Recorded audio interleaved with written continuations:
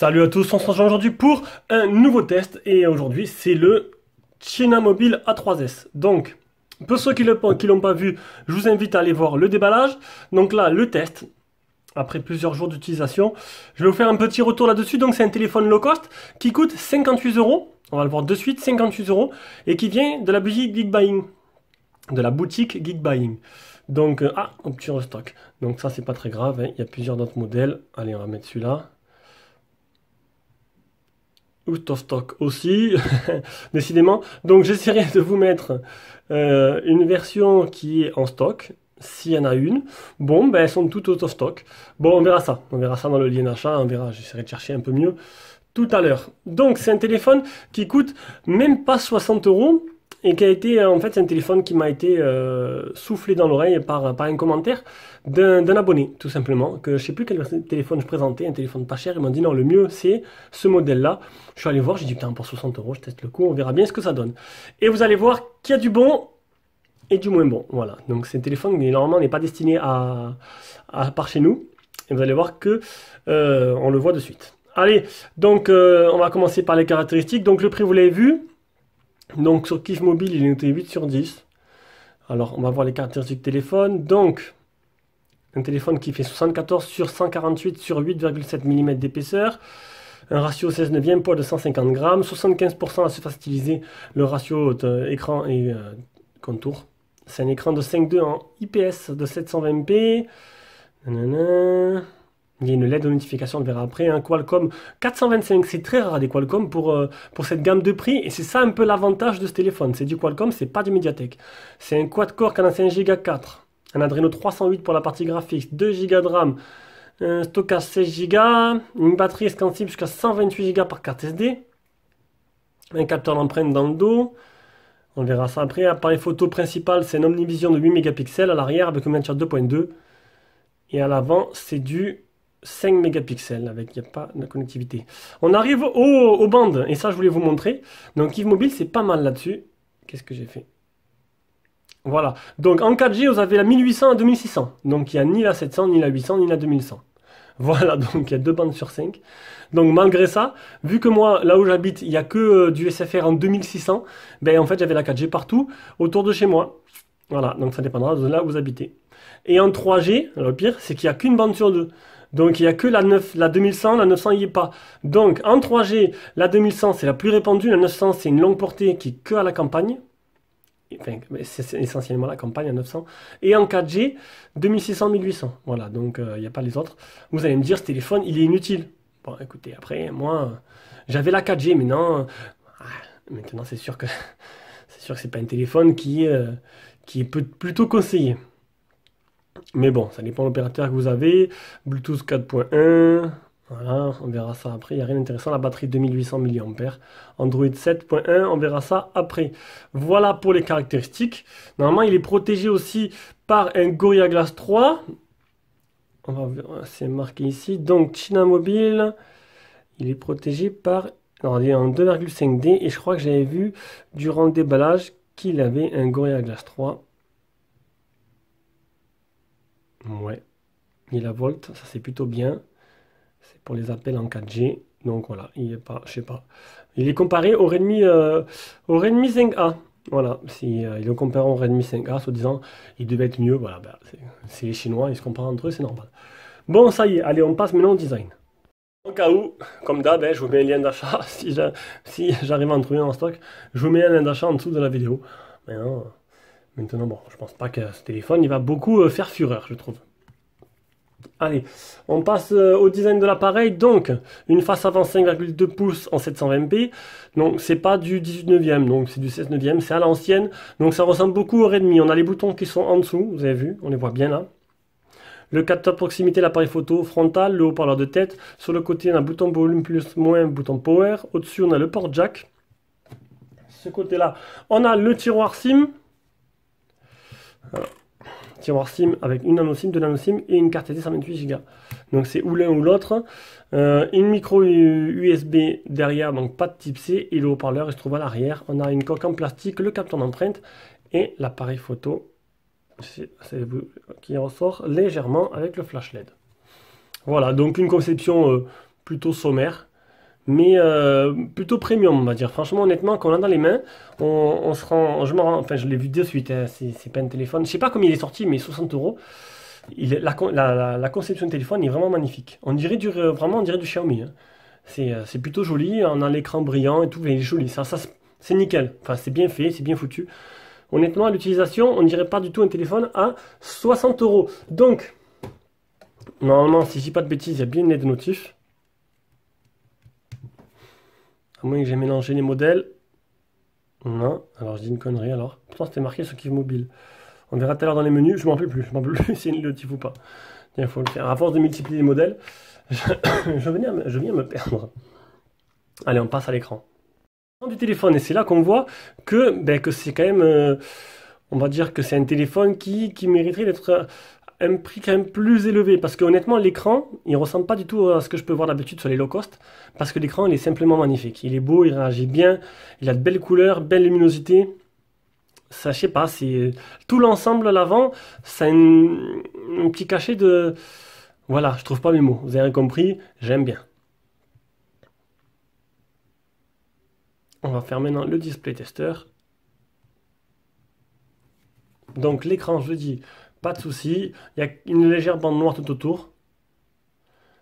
À l'ancienne, maintenant il n'y a plus trop ça sur les nouveaux téléphones, et tant mieux.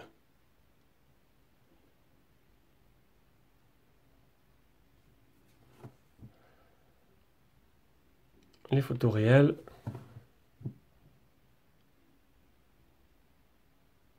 Donc il n'y a pas de film sur l'écran. Je crois que j'avais vu qu'il était protégé par un Gorilla Glass 3. Je sais plus où je l'ai vu, mais je voudrais pas dire de bêtises. Le Miravision, il n'y est pas parce que c'est un processeur Qualcomm, donc il y aura sûrement là. Je vais voir si ils ont mis leur solution maison, adaptation luminosité, couleur et saturation. Voilà, j'ai bien vu. Donc, on peut choisir la température des couleurs plus foncée ou plus chaude.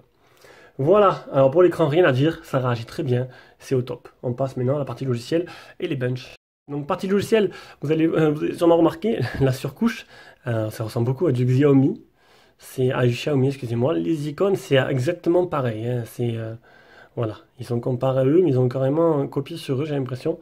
Donc moi j'aime bien. Donc il y a toutes les icônes, il n'y a pas de tiroir d'application. Donc si ça vous dérange, il suffit de mettre un launcher additionnel, c'est rien, c'est dans le Play Store.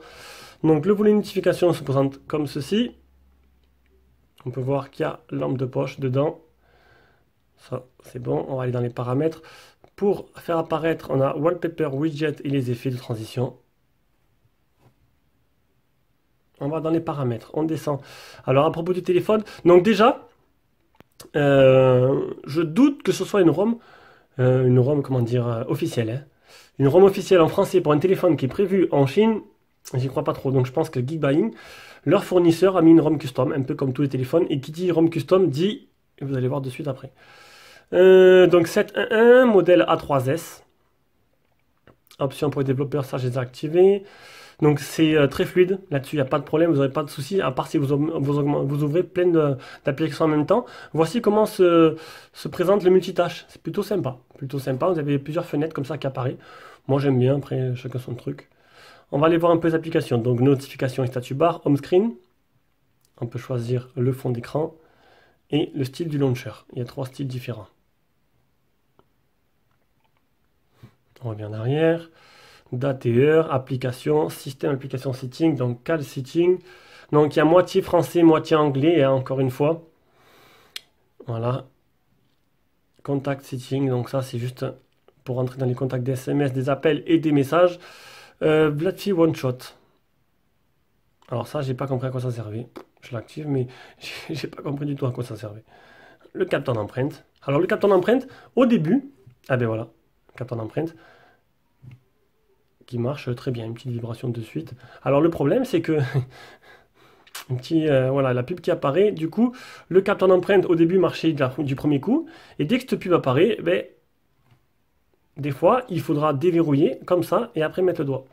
Donc saleté malware, et oui, on n'y échappera pas, vous allez le voir tout de suite dans les captures d'écran. Donc sécurité, on n'a rien d'exceptionnel. Compte, localisation, lock screen et password, stockage, virtual key. Donc ça c'est les boutons virtuels. Si vous voulez juste échanger, mettre le retour là et le menu du multitâche ici. L'affichage, on a bien l'adaptation de luminosité.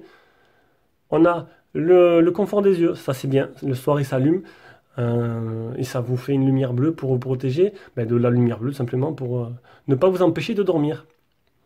Et le son, il n'y a rien d'extraordinaire. Il y a la 4G Volt. Bien sûr, il n'y a pas la puce dedans, donc je ne pourrais pas vous la faire apparaître, qui permet de passer les appels plus rapidement en 4G. Donc niveau logiciel, c'est bien, c'est fluide, ça réagit bien. Encore une fois, c'est une ROM custom. Qui dit ROM custom dit malware. On va le voir de suite avec toutes les captures d'écran que j'ai pris. On commence avec Netflix. Netflix n'est pas compatible. C'est pas la seule application d'ailleurs, vous allez voir. Vous allez voir que bon, ça sera un téléphone qui sera un téléphone de secours, je pense, pour le prix qui fait la 4G, donc bon, ce sera pas exceptionnel. Benchmark 41509, ça c'est plutôt pas mal. C'est au-dessus de ce qu'on peut voir à ce prix-là. Merci Qualcomm. Le test de stress, la batterie est montrée à 42 degrés, donc c'est plutôt correct. 5 touches pour le multitouche. Donc après 38 degrés après le Antutu, j'avais. Les Geekbench. Le deuxième Geekbench. Le Geekbench batterie. Alors, le Google Wi-Fi modular n'est pas supporté, donc du coup, Molotov TV, Netflix, MyCanal, ça ne sert à rien, même en APK, ça ne marchera pas. Il ne voudra pas, parce qu'il n'est pas certifié Google. La vitesse d'écriture et de lecture de la RAM et de la mémoire interne. Donc voilà, MyCanal n'est pas compatible parce qu'il manque le DRM, c'est ce que je vous avais dit. Le score PC Mark. Et les deux malwares. Donc les deux malwares. Alors, le malware contact, vous pouvez le supprimer.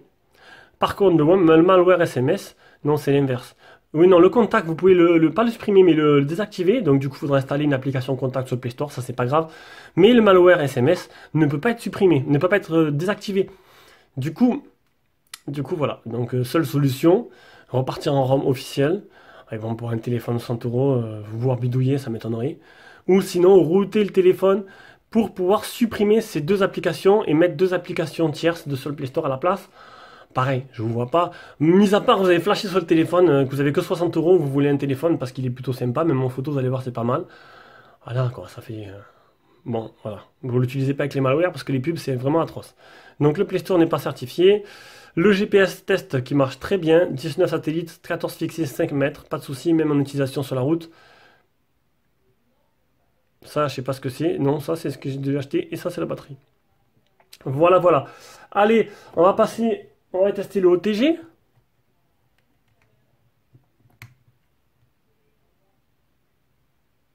Et après l'application Phone Tester. Donc OTG, il le fait bien. C'est quoi ça? J'ai reçu un mail, je regarderai après. Et on va finir par l'application Phone Tester. Donc c'est dommage. Parce que ce téléphone, il avait vraiment du potentiel quand même. Il a vraiment du potentiel. Accéléromètre, capteur de lumière qui se trouve là. Capteur de proximité qui marche. Podomètre. Et voilà.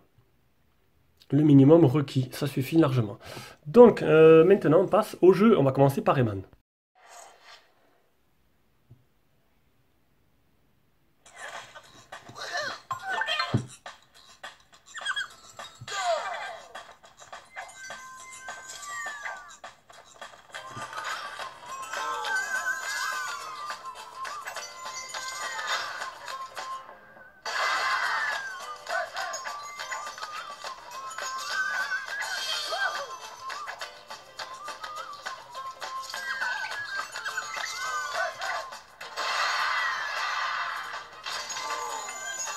Bon, Rayman, pas de souci, vous avez vu, il tourne très bien. Je trouve l'image un peu sombre. Ah, voilà. Je trouve l'image un peu sombre. On va directement tester PUBG maintenant. Enfin PUBG. Enfin parce que j'ai dû attendre qu'il se télécharge. 1 Go 2, fou là. Au moins 20 minutes hein, avec la connexion que j'ai. Donc PUBG qui tourne, bien sûr, vous m'en doutez, au minimum, voilà, au plus bas. Au niveau des graphismes. Allez, on va couper et on reviendra juste au moment du largage. Allez, j'ai atterri dans la pampa histoire de ne pas mourir de suite. Voilà. Donc le jeu tourne au minimum, mais c'est plutôt joli, plutôt jouable. Tiens, un tracteur. Il y a une mise à jour depuis. Avant, il n'y avait pas de tracteur, je crois. On voit tous les mecs qui arrivent. Hop. Donc vous avez vu, c'est jouable, ça lag pas trop. C'est pas trop laid. Après, bien sûr, tout dépendra de la connexion. Et là, la connexion, c'est pas ce qui se fait de mieux, hein. Donc on subit quelques lags quand même. Donc là-dessus, voilà, vous n'aurez pas de problème pour jouer à PUBG. Tout marche correctement. Allez, niveau jeu c'est bon, on passe à l'appareil photo. Et on va commencer par le logiciel photo. Le logiciel photo qui est un peu retravaillé. Mode normal, Bokeh, hop. Non, c'est passé où? Bokeh, panorama. Là, le flash, changer d'objectif. Les paramètres, QR code, HDR, phase de détection, réduction des yeux rouges. Store location, balance des blancs, rotateur, taille de l'image. Bon, c'est un mix entre l'anglais et le français. Qualité vidéo, on va jusqu'au Full HD, pas plus. Donc maintenant, je vous mets les photos que j'ai prises. Alors, on verra ça tout après. On revient juste après.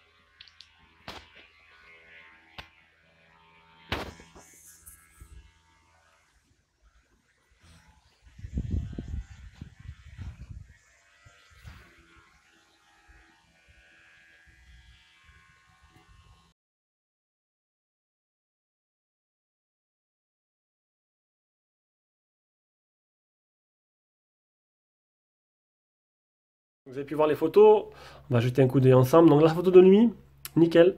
Franchement nickel, le flash marche très bien. En faible luminosité aussi. En fait, le selfie, bon, c'est pas trop ça, hein, l'appareil photo avant. Il faudrait que j'en refasse un maintenant. On va essayer d'en refaire un en direct. Parce que là, peut-être que là, les conditions n'étaient pas bonnes. C'est quand même assez flou, hein. Je trouve que le selfie, il n'est pas top. On va continuer. On va la supprimer, celle-là, je vous la mettrai pas. Je l'aime pas. Alors, après, donc le selfie, par contre, voilà, niveau vidéo, bon, vous l'avez vu, la vidéo, on passe la remettre, photo extérieure et tout. C'est plutôt pas mal, et plutôt joli.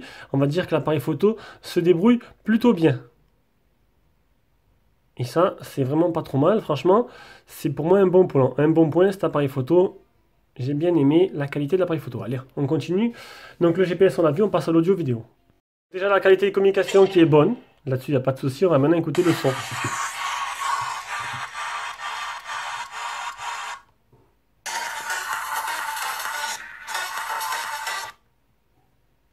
Ah.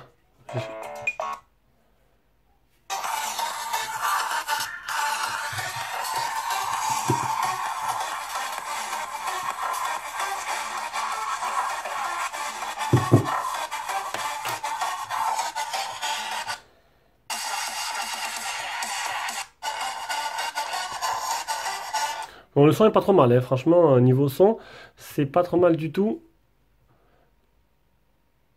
On va directement passer. Ah merde. Bon, j'ai oublié d'écouter. Mais je l'aime pas trop cette musique. Il n'y en a qu'une. Il n'y a qu'une musique. Bon, on n'ira pas trop loin. On va écouter le port jack.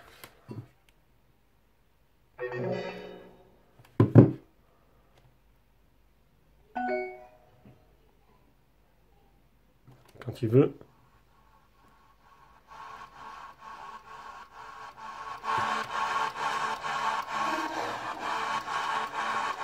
Voilà, il n'y a pas de faux contact. Allez, on passe à la suite. Donc on passe au réseau, qualité du Wi-Fi. Vous avez vu, c'est pas extraordinaire. 2 barres sur 4. Donc c'est pas sensationnel. Donc maintenant 3G et 4G. Donc je vous l'ai montré au début, je ne vais pas le répéter. Il n'y a que 2 bandes pour la 4G et une bande pour la 3G. Donc maintenant c'est sûr que ça peut être un gros point faible. Moi, j'ai eu la 4G partout avec la puce SFR parce que là où j'habite, il y a 3 antennes SFR et 3 antennes en 2600 et la bande de 2600 elle est prise en compte. Voilà, on passe à l'autonomie, une batterie donnée pour 2500 mAh, je l'ai mesuré à 2477, donc c'est exactement ce qui a été annoncé. Par contre, niveau autonomie, il ne faudra pas s'attendre à des miracles. Au contraire, je pense que ça fait longtemps que j'avais pas eu un téléphone qui descendait aussi vite niveau batterie. On est quand même sur du 91% utilisé en 10 heures, quoi. Donc c'est un téléphone qui vous fera 11 heures maximum. J'ai fait 2h14 sur le téléphone, 30 minutes d'appel, 10 heures. Tout rond, il me restait 9% et en fait ça descend assez vite. Donc niveau autonomie, c'est pas non plus son point fort. Voilà, on arrive à la fin de ce test du China Mobile A3s, un petit téléphone à 60 euros qui a des qualités mais des défauts. Voilà, donc les qualités, c'est sa conception, son écran magnifique, son appareil photo, le son communication est bon, le GPS marche très bien, enfin le prix, 60 euros, 58 euros même, peut-être moins cher, peut-être sur AliExpress, peut-être que je vous mettrai un lien AliExpress parce qu'il n'y a pas sur Geekviewing. Par contre, voilà, les moins, c'est les bandes 4G tronquées, il n'y a pas toutes les bandes. La batterie qui est pas très endurante. Et voilà. Et voilà. Mais bon, le principal, c'est vrai que les bandes 4G, ça peut poser problème à certaines personnes, d'autres non. Donc je vous invite d'abord à regarder les bandes qui autour de chez vous, si vraiment vous êtes intéressé, que vous avez que 60 euros, que vous voulez un téléphone assez correct. Et aussi la ROM infectée par les malwares. Il faudra, je pense, bidouiller un peu pour les supprimer. Allez, je vous fais des gros bisous. On se retrouve pour une prochaine vidéo plus tard.